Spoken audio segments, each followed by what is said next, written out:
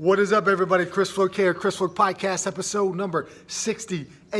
For those that don't know, we got a few things going on, man. I got a business here. I got a gym on our property here, equipped with all the tools that you need. I'm doing some youth speed camps. I'm also coaching high school football, and last night we had one of these high school football 7-on-7s. It's basically an organized practice, all passing plays. All right, there's no pads on. Kids wore helmets, and that's about it. And you go up against another team here. It's like offense gets 10 plays, the other team gets 10 plays. So you do 10-10, 10-10, 10-10, whatever it may be. At the end of it, you do a little bit more situational type stuff where, hey, you need to get 20 yards for a first down. One team's going to get the ball. They try to drive the field and score a touchdown, right? Then the other side does it. Everybody goes home and has a little fun. Now, with these things, man, the amount of time it takes to coach a high school sport is out of control. It's practically another job on top of itself, and especially as a head coach, we'll say. And luckily, I'm working with a guy that understands that some of these coaches have other stuff going on, and they're a little bit flexible with the schedule, and he wants you to spend time with your family and all that. But it's not like that everywhere. And it's one of these industries where people kind of brag about how many hours they work. You hear about an NFL coach sleeping in the office, or a guy I grew up with. He's coaching college football a couple years ago, and he's literally not going home. He's going to drive. Let's just say their big training days. I don't know what a college football schedule is, so to speak, but in terms of watching film as a coach, so it's like maybe they have a game Saturday, Sunday might be off, Monday, Tuesday, Wednesday, whatever it was, he was just staying in the coach's office, sleeping there. And you know what? You got to work your butt off, and you got to put in some dirty work. I'm not saying this like I'm some sort of enlightened leader or anything like that, but when you talk to people, it's like you got to put in some dirty work. And I understand that that's what they're doing because their goal is to be this, to rise up the ranks, so to speak, and be a coach as a career. And I understand that, but for those of us out there that really just enjoy coaching, really enjoy working with the kids, the hours can be a little bit too much. But last night was fun. You get out there and you get to compete a little bit, and these kids have a good time in doing it. And these 7-on-7s are like, it's pretty much like the AAU, if you're familiar with the intramural stuff, the AAU basketball scene. And now we're starting to get this kind of AAU style football scene where it's 7-on-7s. It's basically club sports for football. There's no tackling going on, but it's really just trying to showcase, these kids' ability to compete and play against athletes outside of their school, outside of their league, outside of their state, and travel around a little bit and have a little fun. So it does sound a little bit of fun now, but now you're starting to get that club football vibe where some of these organizations, they'll go work at a private school. Let's say I start a passing league, a passing 7-on-7 club team, or whatever you want to call it, and then I get a job at a private school. So now I'm going to use that that 7-on-7 organization I'm involved with as kind of like a feeder program and get those kids to come to the club thing. And it's like now this scene, the club sports cycle continues. I saw this happen with wrestling a few years ago. It's going down with football. It is what it is. It's the nature of the beast. You work at a public school, and you're going to get some of that now. So long story short, man, I'm happy to be on the sideline coaching. It's a good, fun environment. And, man, summer's busy. We're ramping up the football training schedule. The real season kicks off in a few months here in August. And, we're going to be getting after it, man. Anyhow. So we had those last night. It was a good start here. We got a few more. We're going to have one on Friday, which is tomorrow. We have this big 7-on-7 event, which was always one of the more fun events that Lehigh University used to host one. I don't think they are this year, but we're going to another high school. And, you get out there, and these kids get to play 3 to 5 games. They're cooked. They're working hard. It's going to be in usually the hot days of summer. And it really brings the team together and allows these kids to have a little bit of fun. Because last year with COVID, we didn't have any of these training opportunities. These 7-on-7 things weren't around. Kids didn't know what was going on. And we basically just showed up, had a season. Luckily, everybody stayed healthy. But at the end of it here, it's like, how are we expecting these kids to learn and know what the hell's going on if they don't have an opportunity to practice and train? And luckily, this year, we're going to have some of that. So, anyhow, speaking of club sports, I had a talk with some parents last night. And, there's more and more clubs that are being brought up here. And the way that the conversation went is in the Lehigh Valley here where we are, if you're playing a sport like lacrosse, the club scene is okay. It's not the strongest. If you want to play better, on a better club, you have to go to Philly. And if you're in Philly and you want to play on a better club, you might have to go somewhere, say, like Long Island, right? So in the club now, in the Lehigh Valley here, there's like one or two club teams, and now there's a third one going to be introduced here. And, all these teams are they're going to be vying for some of the top players here. So what is a potential concern here? You kind of thin out the teams as some of the girls go here, some of the boys go here, whatever it may be, right? So you have to think about what is the end goal, and is this competition, more club teams, is it actually going to drive a better quality of a sport, say like lacrosse, or is it going to diminish it? These are things that we're going to have to figure out. Or better yet, is it going to get more, say, girls or boys playing lacrosse at a young age, so that as they get older, say in that middle school age and high school age, more kids playing at a young age should, in theory, equal better players, better competition as they rise up the ranks here. More clubs might mean more participation. At the end of the day, it's like, hey, talking to these parents, it's like, what's the end goal here? Do you want your kid just to be active in the summer, go to the free camps, go to the free clinics, go to a few tournaments maybe? I don't know what you want to do, right? Or is the end goal, which I don't think really should ever be the end goal, is to obtain some sort of, and the reason I'll finish my thought, to get an athletic scholarship. I think that's a great goal maybe for like a kid to have. But if we're starting to think about this as a parent, when your kid's, 8, 9, 10, 11, if we're thinking about college, that's still 10 years away or 6 years away, whatever it may be, I think we have a problem here and our motivation might be a little bit off. So my thought on everything is this. It's basic, I don't want to say economics, it's basic supply and demand, it's basic business stuff, right? If somebody wants to start a club team, so be it. They're going to have to bring their A game. And if they bring their A game, they're going to survive. And if they survive, competition is going to bring out the best in other people, right? So it's like, hey, you want to be the top dog? You're going to need if you don't have anybody in the area pushing you to be the top dog, then you might not ever reach the levels that you could reach. If you're a starting quarterback on a small school and you have no backup quarterback pushing you, you might not reach your full potential. But if you were to go to a big school, all right, you're not the big fish in a small pond right now. You're just an average sized fish in a big pond, and they're gonna have 3 or 4 guys pushing you for that starting quarterback spot.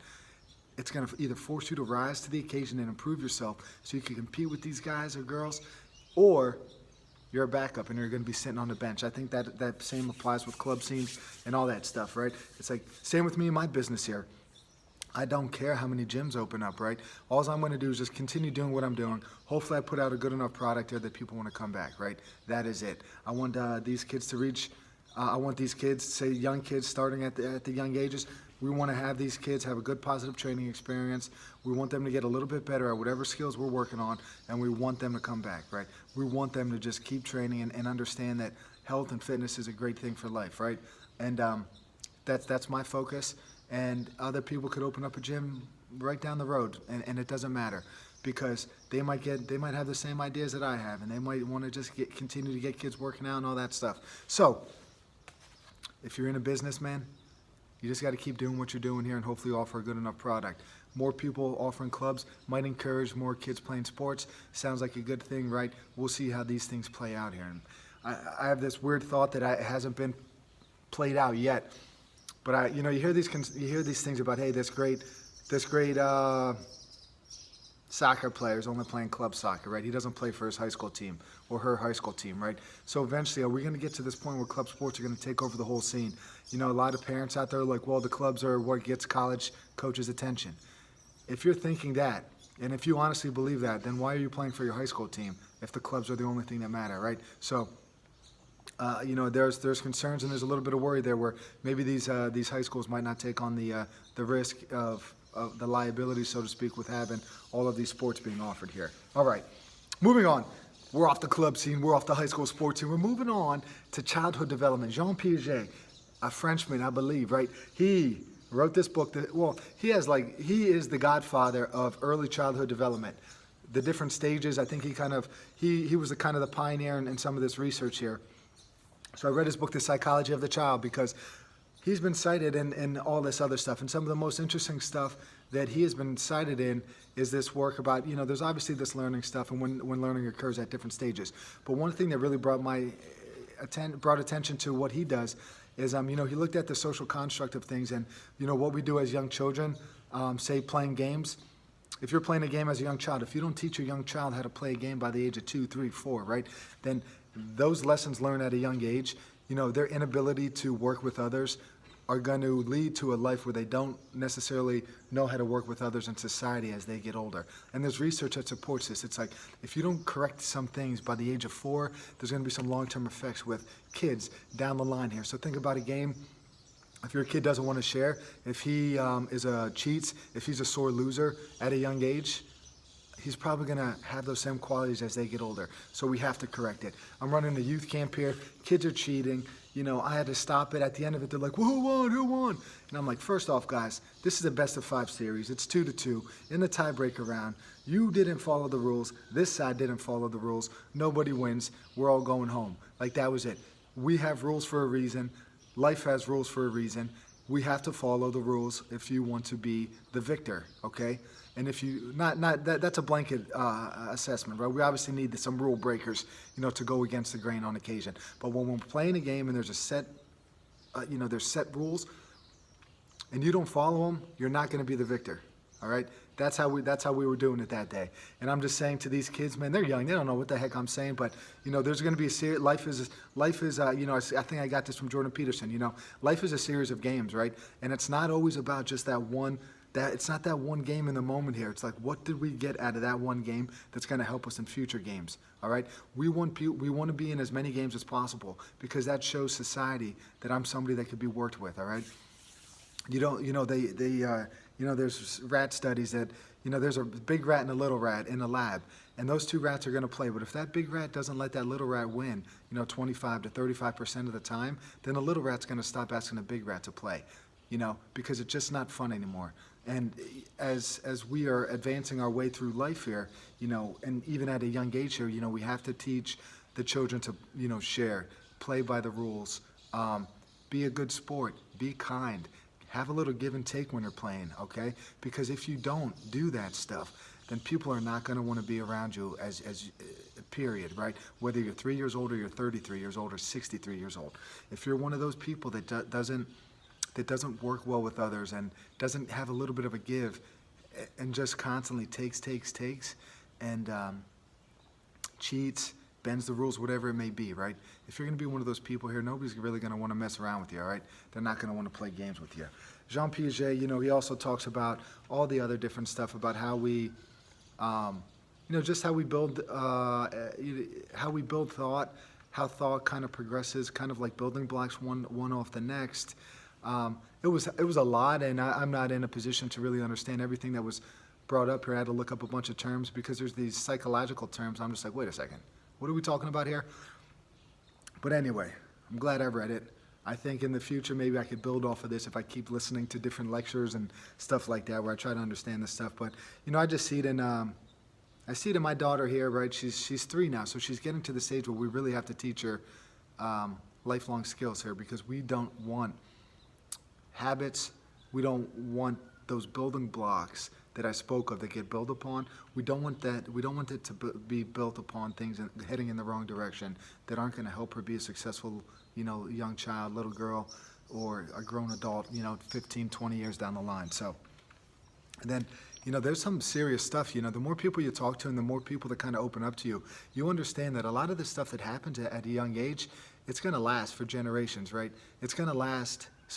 Generations, yeah, but it's going to last your lifetime, right? All these things here, man, if you have a parent or something like that that's just rough on you, right? There's going to be some long-term lingering effects to the point where, you might talk to somebody and they're in their 50s and they're still harnessing some of that, just ill feelings and unhappiness towards a parent. And you have to understand that everything that we are doing now as a parent, like, it matters. Everything that we do and say and how we treat people, it matters. You want to be like a pillar of, you want to be a great example for your child in all aspects of life. And when you start backtracking on this stuff, right, they say hurt people hurt people. So if you're somebody that is tough on your child and, might say hurtful things, where did that come from, man? You start backtracking this thing. Maybe their parent was physically abusive to them or verbally abusive to them, and then you backtrack that. So that would be a grandparent. Maybe your grandparents' parents, maybe they were tough on their kids, and this stuff just trickles down, and you could have generations of like trauma, so to speak, with who you're dealing with here. And it's important that at some point in everybody's life, just because your dad was tough on you doesn't mean you have to be tough on your dad. I think, or on your child, just you have the ability at some point here.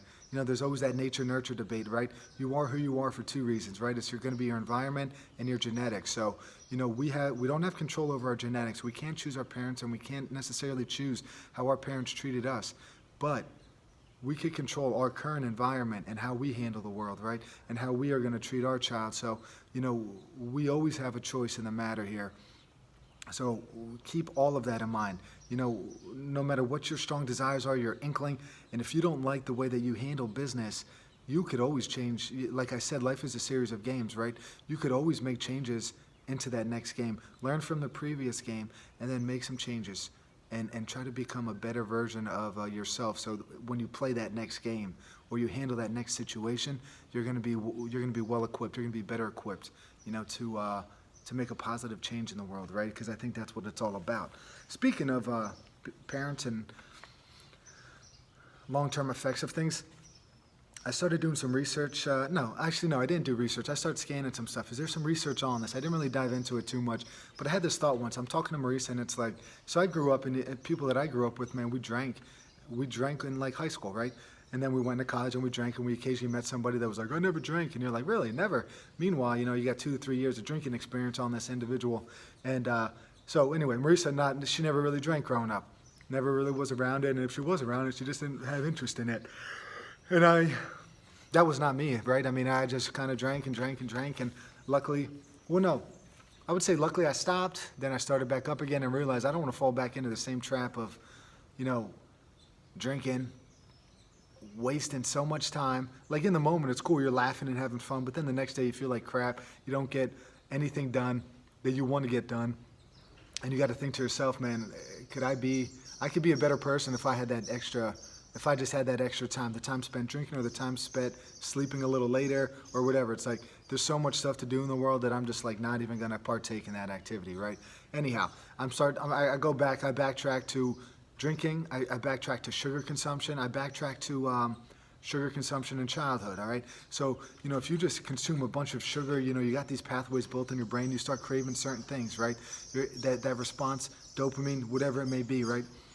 So you are introduced to these pathways are open. Remember those building blocks I talked about with Jean Piaget? Now, if we open this stuff, if we really are a sugar-laden child, as we get older, are we going to start craving? Are we going to start searching for that same response? Are we going to start searching to try to wake that up here and wake those nerve, whatever that sensory stuff would be? Are we going to try to wake it up and try to do it with things like sugar consumption?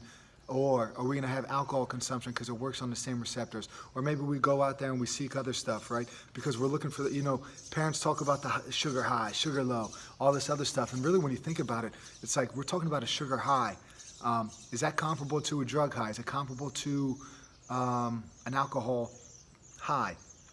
If this stuff works on the same receptors, are we planting that seed at a young age with these highs and these lows, with these crashes and all this other stuff? Now, honestly, man, I'm no expert on this stuff, and I'm still kind of trying to develop these thoughts. I just had this random thought. I started looking up some stuff. The NIH had a little bit of research where they're looking at sugar consumption in childhood and how that could possibly relate to alcohol consumption in adulthood. Thoughts are still young on this topic. All right. My building block is very low right now, and I need some more thoughts to develop on this. But if anybody listening out there, if you guys got some info on this or you got some research on it, send it my way, because it's something that I've been trying to think about. It's like what causes people, like our young kids, are young kids chasing that sugar high? Do they know that if they eat this, they're going to feel this way? And is this going to create some sort of long-term, circle of events here where, kids are just chasing a little bit of a high, and then it becomes the adulthood thing. So anyhow, that's what I'm thinking about as of late. More research needed though, right? So bear with me on my I'm basically just thinking out loud here. All right, next up, we talked about this club sports. Boy, I tell you what, man, I'm out here in the barn. I thought we were past the bird stage. Birds are cheeping, birds are flying. So I apologize for that background noise in the audio here. But anyhow, baseball coach says, hey, you got to get stronger, you got to get faster. First off, hey, that's awful advice, right? We need something more helpful. We don't just tell people these broad terms that there's no application there. Hey, you haven't hit puberty yet, right? Just think about that kid that hasn't hit puberty, all right? And then you say, you got to get stronger. What's that little guy thinking, you know? What's he supposed to do? What's he going to do? Start lifting weights? Start eating protein shakes? It doesn't matter. Maturation takes time. He's going to have to get a little bit of testosterone pumping through those veins before he puts on some mass. Same thing with the speed thing, right? And so you have this baseball coach telling kids, you got to get faster, you got to get stronger. Meanwhile, this guy has them playing baseball practically every day of the week, right? Playing on 2 teams in the summer, and then on the days that there aren't games, there's practice. And it's like, so when do you want him to work on this stuff? You want him to have double sessions? You want him to put in 3 hours of baseball training a day? So you have to, you know, to stick with the horse theme, because I'm living on a horse farm here, you know, you can't ride 2 horses when you only have one backside, right? You can't sit on 2 different horses. You got to pick a horse and you got to ride that horse. Are you going to focus on baseball right now? That's fine. Just understand that you're not going to be able to build strength. You're not going to be able to get a little bit faster while you're focusing solely on one sport. If you want to get stronger, you're going to have to spend some time in the weight room. If you want to get faster, you're probably going to have to spend time in the weight room and run fast, run hills, go do some sprints. Try to, you know, I don't even want to say fix your mechanics. I think really it comes down to running fast. You want to get fast, you got to run fast, right? You want to get strong, you got to lift some weights, okay? That's just kind of the way it goes. You want to get better at playing baseball, you're going to have to take more swings. That's just how it goes, right? You got to be mindful with how you manage your time and figure out, you got to prioritize, and then you got to prioritize what's most important, and then you got to follow through and create a plan that is going to focus on what the priority is, all right? It's not about playing 75 games in the summer. You know, maybe you need to take some time away from your sport and focus on some of those qualities that your coach allegedly wants you to work on, right? But unfortunately, us sport coaches are a little bit selfish, and we want you we want you with the team and doing as much games as possible and making sure you're at every practice and not keeping the big picture in mind here, where maybe we could turn these kids into better baseball players if we could get them to improve some of these athletic qualities like sprint speed, agility, strength, so on. All right, you get my drift here. Last thing, before I close this thing off here, got a great quote, man, and I thought about this a lot. Ernest Hemingway. Quote of the week: no friend is as loyal as a good book. You think about some of those days where you just kind of curl up and start reading, and you get this great feeling like, man, I love this stuff. I could do this all day, every day. You know, that's a friend that always has your back. A good book and a good read, right? Ernest Hemingway said it. Great writer. Just read The Old Man and the Sea, and so I was on this Hemingway kick for a little bit. Old Man and the Sea is an interesting book. We might talk about that in the future, but so no friend is as loyal as a good book, man. Hope you guys enjoyed this podcast. If you got questions, send them my way. If you have book suggestions, send them my way. Unfortunately, I would say based off of what I talk about, recommendations based off what you think I would like, off of what I talk about, but I feel like I talk about so much randomness that I don't even know how you pin that thing down. But I'm looking for book recommendations. I'm looking on ideas for the podcast, Q&As, anything like that. If you know any good guests here, I think we're getting to a time here where we might start bringing in some guests here and actually start chatting with people like we used to back in the day. But anyhow, Chris Folk Podcast is over. Apple, Google, Stitcher, YouTube, Spotify. If I'm forgetting something, I apologize. Peace, everybody. Hope you guys like this one.